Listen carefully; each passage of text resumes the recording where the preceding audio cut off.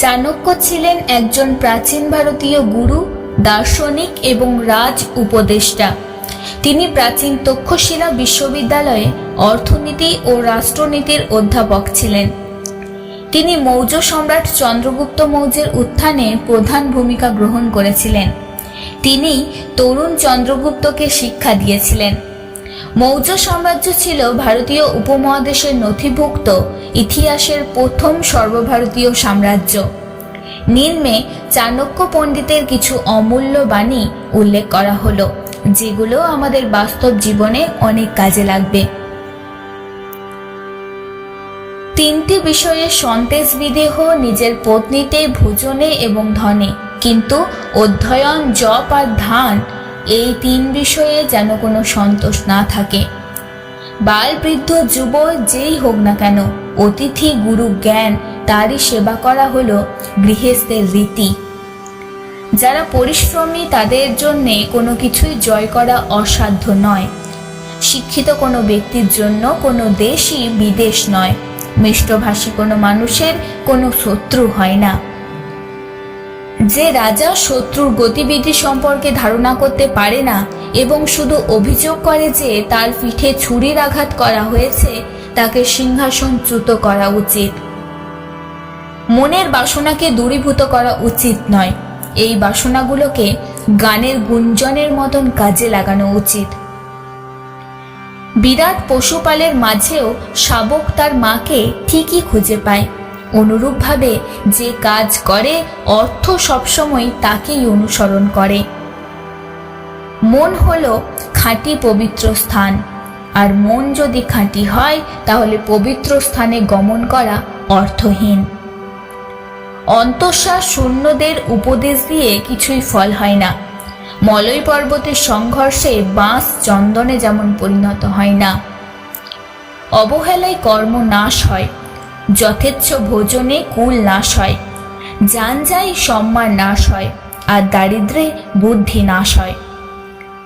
অভ্যাসহীন বিদ্যা, অজীর্ণ ভোজন এবং দারিদ্রের সভায় কালক্ষেপ বৃদ্ধে তরুণী ভার্যার বিষ তুল্য। অহংকারের মতো কোনো শত্রু হয় না। আকাশে উড়ন্ত পাখির গতিও জানা যায়, কিন্তু প্রচ্ছন্ন প্রকৃতি কর্মীর গতিবিধি জানা অসম্ভব। আদর দেওয়া অনেক দোষ, শাসন করা অনেক গুণ। তাই পুত্র এবং শিষ্যকে শাসন করাই দরকার, আদর দেওয়া নয়। ইন্দ্রিয়ের যে অধীন তার চতুরঙ্গ সেনা থাকলেও সে বিনষ্ট হয়ে যায়। উৎসবে, বিপদে, দুর্ভিক্ষে এবং শত্রুর সঙ্গে সংগ্রামকালে, রাজদরবারে এবং শ্মশানে যে সবসময় সঙ্গে থাকে, সেই হলো প্রকৃত বন্ধু। ঋণ, অগ্নি ও ব্যাধির শেষ রাখতে নেই, কারণ তারা আবার বেড়ে যেতে পারে। একটি দোষ বহু গুণকে গ্রাস করে। 100 মূর্খ পুত্রের চেয়ে একটি গুণী পুত্র থাকা ভালো। একটি চন্দ্রই অন্ধকার দূর করে, সকল তারারা মিলেও যেটা করতে পারে না। তাই একটি গুণী পুত্র 100টা মূর্খ পুত্রের সমতুল্য। কর্কশ কথা অগ্নিদাহের চেয়েও ভয়ঙ্কর। খেয়ে যার হজম হয়, ব্যাধি তার দূরে রয়। গুরু শিষ্যকে যদি একটি অক্ষরও শিক্ষা দেন, তবে পৃথিবীতে এমন কোনো জিনিস নেই যা দিয়ে সেই শিষ্য গুরুর ঋণ শোধ করতে পারে। গৃহে যার মা নেই, স্ত্রী যার দুর্মুখ এবং তার বনে যাওয়াই ভালো, কারণ তার কাছে বন আর গৃহের কোনো তফাৎ নেই। দারিদ্র, রোগ, দুঃখ, বন্ধন এবং বিপদ সবকিছুই মানুষের নিজেরই অপরাধরূপ বৃক্ষের ফল। দুর্জনের সৎসঙ্গ ত্যাগ করে সজ্জনের সঙ্গ করবে, অহরাত্র পুণ্য করবে, সর্বদ্য নশ্বরতার কথা মনে রাখবে। দুর্বলের বল রাজা, শিশুর বল কান্না, মূর্খের বল নীরবতা। ধর্মের চেয়ে ব্যবহারই বড়। পাপীরা বিক্ষোভে ভয় করে না। পুত্রকে যারা পড়ান না, সেই পিতামাতা হলো তার শত্রু। হাঁসদের মধ্যে বক যেমন শোভা পায় না, সবার মধ্যেও সেই মূর্খ তেমনি শোভা পায় না। বিদ্যাবত্তা ও রাজপথ এই দুটি কখনোই সমান হয় না। রাজা কেবল নিজ দেশে সমাদৃত, কিন্তু যিনি বিদ্বান তিনি সর্বত্রই সমাদৃত। বিদ্যা ব্যতীত জীবন ব্যর্থ। কুকুরের লেজ যেমন ব্যর্থ, তা দিয়ে যেমন কোনো অঙ্গকে গোপন করতে পারে না, ঠিক সেরকম মশাও তাড়াতে পারে না। তাই বিদ্যা ব্যতীত সমস্ত মানুষের জীবনও এইভাবেই ব্যর্থ। বিনয়ী হল সকলের ভূষণ। বীজ থেকেও অমৃত আরোহণ করা চলে, মলাদি থেকেও স্বর্ণ আরোহণ করা যায়, নীচ জাতি থেকেও বিদ্যা আরোহণ করা যায়, নীচ কুল থেকেও স্ত্রী রত্ন গ্রহণ করা যায়। ভোগ বাসনায় বুদ্ধি আচ্ছন্ন হয়, মিত ভোজনেই স্বাস্থ্য লাভ হয়। যশবানের বিনাশ নেই।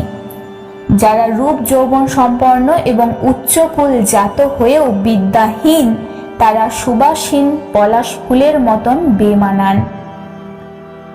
যে অলস, অলব্ধ লাভ তার হয় না। যে গাভী দুধ দেয় না, গর্ভধারণও করে না, সেই গাভী দিয়ে কি লাভ হবে? যে বিদ্বান ও ভক্তিমান নয়, সেই পুত্র দিয়েও ঠিক সেই রকম কোনো কাজই হয় না। শাস্ত্র অনন্ত, বিদ্যাও প্রচুর, সময় অল্প, অথচ বিঘ্ন অনেক। তাই যা সারভূত তারই চর্চা করা উচিত।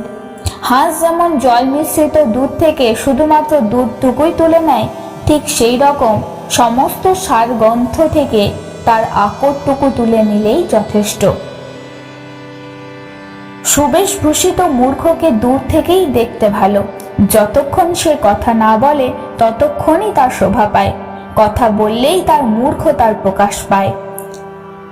একটি কুবৃক্ষের কোটরে আগুন থেকে যেমন সমস্ত বন ভস্মীভূত হয়, তেমনি একটা কুপুত্রের দ্বারাও বংশ দগ্ধ হয়। অনেকে 4টি বেদ এবং ধর্মশাস্ত্র অধ্যয়ন করলেও আত্মাকে জানে না। হাতা তেমন রন্ধন রস জানে না। সত্য বাক্য দুর্লভ, হিতকারী পুত্র দুর্লভ, সমমনস্কা পত্নী দুর্লভ, প্রিয় সজ্জনও ঠিক তেমনি দুর্লভ। অতি পরিচয়ে দোষ আর ঢাকা থাকে না। একটি মাত্র পুষ্পিত সুগন্ধ বৃক্ষে যেমন সমস্ত বন সুবাসিত হয়, তেমনি একটি সুপুত্রের দ্বারা সমস্ত কুল ধন্য হয়। পুত্র যদি গুণবান হয়, পিতামাতার কাছে তার স্বর্গ সমান। চন্দন তরুকে ছেদ করলেও সে সুগন্ধ ত্যাগ করে না। হাতি থেকে 1000 হাত দূরে এবং ঘোড়া থেকে 100 হাত দূরে, শৃঙ্গধারী প্রাণী থেকে 10 হাত দূরে থাকবে। অনুরূপ দুর্জনের কাছ থেকেও যথাসম্ভব দূরে থাকাই শ্রেয়। নানাভাবে শিক্ষা পেলেও দুর্জন সাধু হয় না। নিম গাছ যেমন আমূল জলসিক্ত করে রাখলেও, দুধে ভিজিয়ে রাখলেও কখনো মধুর হয় না। রাতের ভূষণ চাঁদ, নারীর ভূষণ পতি, পৃথিবীর ভূষণ রাজা, কিন্তু বিদ্যা হলো সবার ভূষণ। বিদ্বান সকল গুণের আধার, অজ্ঞ সকল দোষের আকর। তাই 1000 মূর্খের চেয়ে একজন বিদ্বান অনেক কাম্য। সাপ নিষ্ঠুর, খলও নিষ্ঠুর, কিন্তু সাপের চেয়ে খল বেশি নিষ্ঠুর। সাপকে মন্ত্র বা ঔষধে দিয়ে বশ করা যায়, কিন্তু খলকে বশ করতে কেউ পারে না। পরস্ত্রীকে যে মায়ের মতন দেখে, অন্য জিনিসকে যে মূল্যহীন মনে করে এবং সকল জীবকে যে নিজের মতন মনে করে, সেই যথার্থ জ্ঞানী। গুণবানকে আশ্রয় দিলে নির্গুণ গুণী হয়ে ওঠে। গুণহীন মানুষ যদি উচ্চ বংশেও জন্মায়, তাতে কিছু যায় আসে না। নিজ কুলে জন্মেও যদি কেউ শাস্ত্রজ্ঞ হয়, তবে দেবতারাও তাকে সম্মান করেন। বয়ে থাকা বিদ্যা আর পরের হাতে থাকা ধন একই রকম। প্রয়োজনকালে সেই বিদ্যা এবং ধন কোনোটাই কাজে আসে না। বীজ থেকে সুধা এবং নোংরা স্থান থেকে সোনা, নিজ কারো জায়গা থেকে জ্ঞান বা নিচু পরিবার থেকে সুলগ্না স্ত্রী, এই সমস্ত গ্রহণ করাই সঙ্গত। 5 বছর বয়স অবধি পুত্রদের লালন করবে, 10 বছর অবধি তাদের চালনা করবে, 16 বছরে পড়লে তাদের সঙ্গে বন্ধুর মতন আচরণ করবে। আড়ালে কাজের বিঘ্ন ঘটায় কিন্তু সামনে ভালো কথা বলে। যার উপরে মধুর কিন্তু অন্তরে বিষ, তাকে পরিত্যাগ করা উচিত। বিদ্যার চেয়ে বন্ধু নাই, ব্যাধির চেয়ে শত্রু নাই, সন্তানের চেয়ে স্নেহপাত্র নাই, দৈবের চেয়ে শ্রেষ্ঠ বল নাই। বিদ্যা ভূষিত হলে দুর্জনকে ত্যাগ করবে, মণি ভূষিত হলে সাপ কি ভয়ঙ্কর নয়? অধমেরা ধন চায়, মধ্যমেরা ধন এবং মান চায়, আর উত্তমেরা চায় শুধু মান। মানই হলো মহতের ধন।